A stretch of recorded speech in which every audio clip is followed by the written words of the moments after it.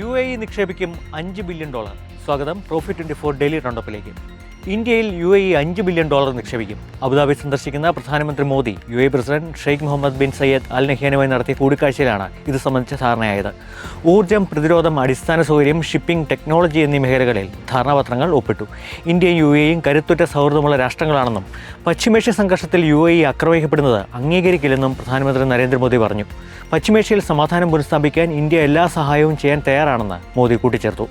UAEയിൽ നിന്ന് പ്രധാനമന്ത്രി Netherlands, Sweden, Norway, Italy സന്ദർശനങ്ങൾക്കായി തിരിക്കും. സമാധാന ചർച്ച പുനരാരംഭിക്കാൻ സന്നദ്ധത അറിയിച്ച് US നിന്ന് പുതിയ സന്ദേശം ഇറാൻ ലഭിച്ചെന്ന് വിദേശകാര്യമന്ത്രി അബ്ബാസ് അറാഖ്ചി. ചൈനയടക്കം സഹായിക്കാൻ പ്രാപ്തിയുള്ള ഏത് രാജ്യങ്ങളുടെ പിന്തുണയും സ്വാഗതം ചെയ്യുന്നെന്ന് അറാഖ്ചി വ്യക്തമാക്കി. US-നെ വിശ്വസിക്കാതിരിക്കാൻ ഇറാന് മതിയായ കാരണങ്ങളുണ്ട്. UAEയും യുദ്ധത്തിൽ സജീവമായ പങ്ക് വഹിച്ചെന്ന് അറാഖ്ചി ആരോപിച്ചു. ഇറാൻ ഒരിക്കലും ആണവായുധമുണ്ടാക്കാൻ ആഗ്രഹിച്ചിട്ടില്ലെന്നും ഹോർമുസിലൂടെ എല്ലാ കപ്പലുകളെയും കടത്തിവിടാൻ ഇറാൻ തയ്യാറാണെന്നും ഡൽഹിയിൽ ബ്രിക്സ് വിദേശകാര്യമന്ത്രിമാരുടെ സമ്മേളനത്തിൽ സംസാരിക്കവേ അറാഖ്ചി വ്യക്തമാക്കി. ഇറാൻ സംഘർഷത്തിൻ്റെയും ഹോർമുസ് പ്രതിസന്ധിയുടെയും പശ്ചാത്തലത്തിൽ ക്രൂഡ് ഓയിൽ വില വീണ്ടും കുതിക്കുകയാണ്. ബ്രന്റ് ക്രൂഡ് വില ബാരലിന് $108.7 ഉയർന്നു. ഇന്ത്യയിലും ഇന്ന് ഇന്ധനവില വർധന നിലവിൽ വന്നു. പെട്രോളിനും ഡീസലിനും 3 രൂപയോളവും CNGക്ക് 2 രൂപയുമാണ് വർദ്ധിപ്പിച്ചത്.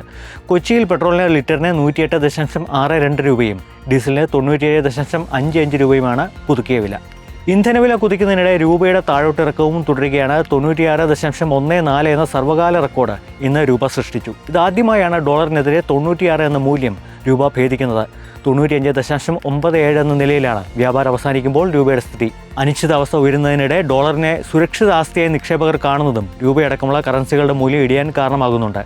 ഡോളർ സൂചിക 0.4% ഉയർന്ന് 99.21 എത്തിയിട്ടുണ്ട്. അതേസമയം മറ്റൊരു സുരക്ഷിത ആസ്തിയായ സ്വർണ്ണത്തിൻ്റെ വില കുത്തനെ ഇടിയുകയാണ്. കേരളത്തിൽ 22 കാരറ്റ് സ്വർണം ഗ്രാമിന് 405 രൂപ ഇടിഞ്ഞ് 14,475 രൂപയായി. പവന് 3,240 രൂപ ഇടിഞ്ഞ് 1,12,800 രൂപയാണ് ഇന്നത്തെ വില. അന്താരാഷ്ട്ര സ്വർണ്ണവില 2% ഇടിഞ്ഞ് ഔൺസിന് $4,551 എത്തിയിട്ടുണ്ട്. ഒരാഴ്ചയ്ക്കിടയിലെ താഴ്ന്ന നിലയാണിത്.